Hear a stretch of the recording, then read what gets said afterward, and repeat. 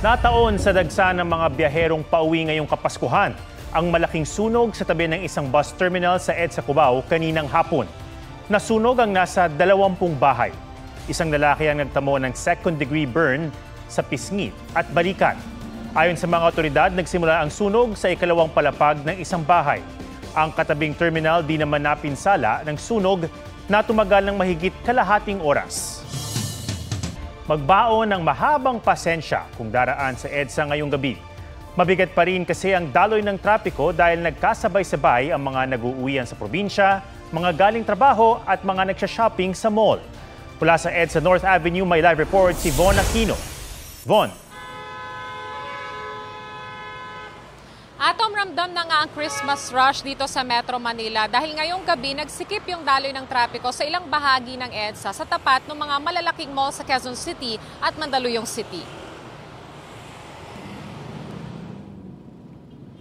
Pasado alas 6 ng gabi, mabagal na ang daloy ng trapiko sa EDSA northbound lane tapat ng dalawang malls. Nagiging bottleneck ang bahaging ito ng EDSA dahil sa mga sasakyang lumalabas mula sa mall. Nahirapan namang sumakay ang mall goer na si Myla. Ang hirap po kasi 1 hour na po ako nagbubook tapos wala pa din. Ngayon parating na po siya. Alas 7 naman ng gabi, masikip ang daloy ng trapiko sa EDSA Cubao southbound lane. May ilang provincial bus din na lumalabas mula sa kanilang istasyon. Sa EDSA Ortigas, mabagal din ang trapiko sa tapat ng isang mall, lalo ang northbound. Pero paglagpas dito, banayad na ang trapiko pero muling bumagal pagdating ng EDSA Santolan. Sa kuha ng drone, makikita ang itsura kanina ng EDSA northbound na pulang-pula dahil sa mabigat na traffic. Ayon sa MMDA, sabay-sabay kasi ang volume ng mga sasakyan na galing sa trabaho at mga mall. Kahit ang mga motorcycle taxi na nakakasingit sa gitna ng traffic, hirap din daw sa pag-pick up ng mga pasahero. Mahihirapan ka ma'am na siyempre traffic. Tapos maliit pa yung fare. Pagdating doon sa pick up point, kakancel din ng pasahero kasi matagal kami dumating kasi traffic. Atom, dito sa North EDSA, mabagal pa rin yung daloy ng trapiko, no? Yung makapal kasi na volume na mga sasakyan dito sa EDSA, sumasabay doon sa mga palabas naman na mga sasakyan mula rito sa malaking mall, dito rin sa may EDSA sa Quezon City. Atom? Maraming salamat, Von Aquino. Fully booked na ang mga air-conditioned bus na biyaheng Bicol. Ang ilang pumila para makakuha ng ticket ngayong araw, inabot ng 8 oras. Kumustahin natin ang sitwasyon sa PITX sa live report ni Jamie Santos. Jamie? Atom, ngayong huling Biyernes bago magpasko ay bugso na nga ang mga pasahero rito sa PITX na uuwi sa kani-kanilang probinsya ngayong Pasko. Pila-pila sa mga bilihan ng tiket patungo sa iba't ibang probinsya sa Bicol. Ilan kasi sa kanila, ngayong araw lang bibili ng tiket pauwi. May mga early bird naman na nag-book online tulad na ni Aldric na November 20 pa nakabili ng tiket pauwi sa Daraga Albay. Ang sistema ko po kasi, 1 month before, nakaplano na po lahat ng lakad ko para hindi na po ako hassle makapag-book. May baon na siyang pagkain kaya handa raw siyang suungin ang matinding traffic. Mula Agusan, sa Bicol naman magpapasko ang pamilyang ito. Alas 10 pa lang ng umaga, nandito na raw sila sa PITX. Mahigit 8 hours na. May masasakyan naman kami pero 8 p.m. pa. Ayon sa pamunuan ng PITX, fully booked na ang ilang air-conditioned bus na biyaheng Bicol. Pero may mga non-air-conditioned bus pa rin daw na masasakyan. Tiniyak din nilang sapat ang mga bus. Nagkakaproblema lang daw sa biyahe pabalik ng terminal dahil sa traffic sa Bicol. Malaking tulong naman sa mga pasahero na may LRT station na sa PITX. Napaka-convenient. Mabilis. Wala siyang traffic.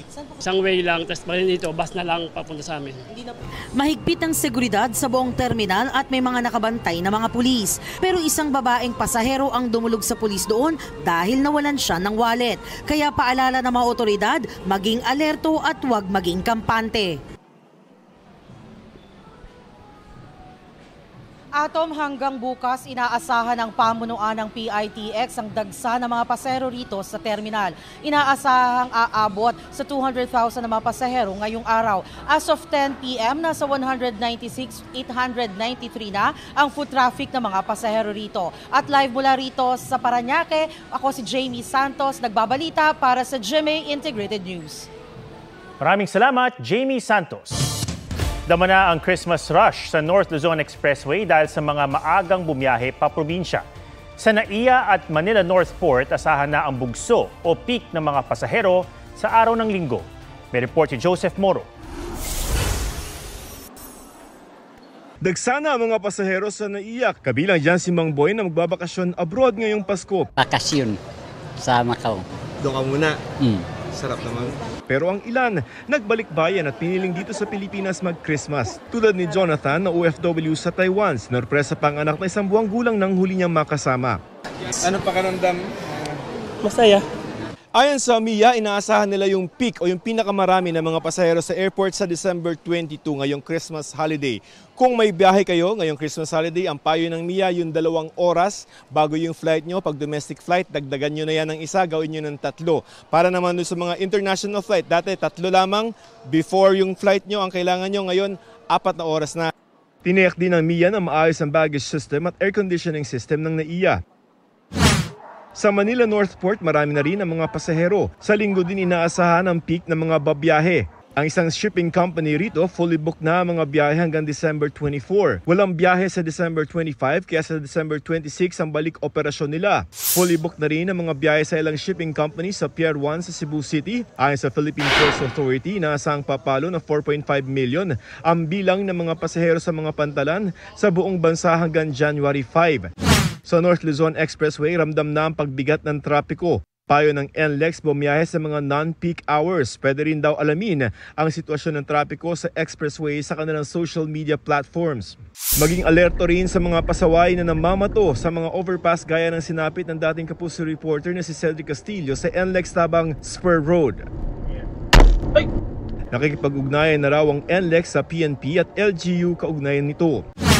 Sa mga pabiyahe sa Camarines Sur, habaan ng pasensya, ilang araw ng problema ang kilo-kilometrong traffic sa Andaya Highway dahil sa mga ginagawang kalsada. Round the clock na raw ang hakbang ng DPWH para mapagaan ang traffic. Sa Dagupan City, Pangasinan, ramdam na ng mga pasahero ang hirap ng biyahe sa mga bus terminals. Inaasahang mas dagsa ang pasahero ngayong gabi, lalo na sa mga pabiyaheng Zambales, Baguio at Isabela. Joseph Morong, nagbabalita para sa GMA Integrated News. Ngayong panahon ng kabi-kabilang reunion at party, pinapanukala na mas higpitan ang batas na nagpaparusa sa mga mahuhuling nagmamaneho ng nakainom kahit tipsy lang. May report si Tina Panganiban Perez. Ayon sa World Health Organization, road traffic crash ang pangunahing dahilan ng pagkamatay ng mga 15 hanggang 29 years old. At sa mahigit 18,000 road crashes sa bansa mula 2015 hanggang 2019, mahigit 5,000 ang konektado sa alak. 3 out of 10 road-related accidents na nagre-result sa kamatayan or death ay dahil nga sa usapin ng pagkalasing o intoxication. May Anti-Drunk and Drug Driving Act na nagpaparusa sa mga mahuhuling nagmamaneho ng nakainom ng alak o nagdroga. Ang Akbayan Party List naghain ng panukala para higpitan ang batas. At kahit tipsy lang, ipinapanukala nilang wag ng payagang magmaneho. Isinusulong din sa panukala ang pagbili ng pamahalaan ng mas maraming breathalyzers. Nasa panukala rin ang pagkakaroon ng designated drivers o alternatibong transportasyon para sa mga nakainom. Ipinapanukala rin patawan ng mas mabigat na parusa ang impaired driving. Mula sa 3 buwang kulong at 20,000 hanggang 80,000 pesos na multa para sa less serious physical injuries na kaso, ipinapanukalang gawin itong 1 taong kulong at 50,000 hanggang 100,000 pesos na multa. Pwede ring umabot ang parusa sa mas mahabang pagkakakulong at hanggang 1 million pesos na multa, depende sa bigat ng kaso. Posible ring tanggalan ng lisensya ang driver habang buhay. Si Dennis, di niya tunay na pangalan, aminadong ilang beses nang sumemplang dahil sa pagmumotor ng lasing. Pero imbis na paglalasing ang itigil, Ang itinigil niya ay ang pagmumotor. Pabor daw si Dennis sa panukala. Okay ako doon dahil para matanggal yung mga ganyan driver na katulad ko, matitigil ako doon. Titigil ka pag mas mabigat? Kasi ngayon, kahit na nakainom ako, nakukommute na ako.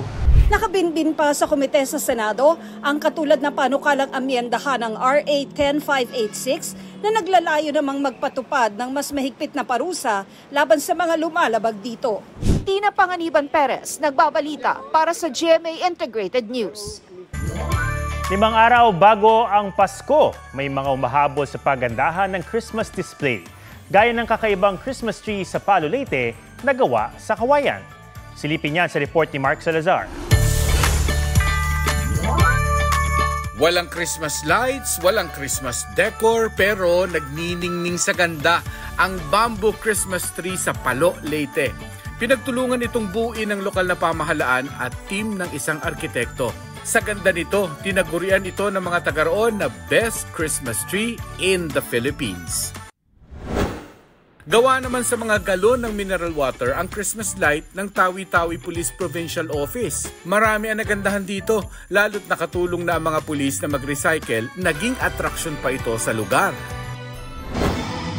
Bida naman ang dancing fountain sa harap ng Archdiocesan Shrine and Parish of the St. Joseph the Patriarch sa San Jose, Batangas. Ang pag-indak ng tubig sabay sa mga Christmas song. Gabi-gabing mapapanood ang fountain show hanggang December 24. Napuno ng tugtugan at sayawan ang Paskuhan concert ng University of Santo Tomas. Isa ito sa highlight ng kanilang month-long Christmas celebration. Sa Kasiguran, Aurora, sa karitong hila ng kalabaw nakasakay si Santa Claus. Talagang good vibes ang unique niyang Christmas gift delivery. Mark Salazar, nagbabalita para sa GMA Integrated News. Huwag magpahuli sa mga balitang dapat niyong malaman. Mag-subscribe na sa GMA Integrated News sa YouTube.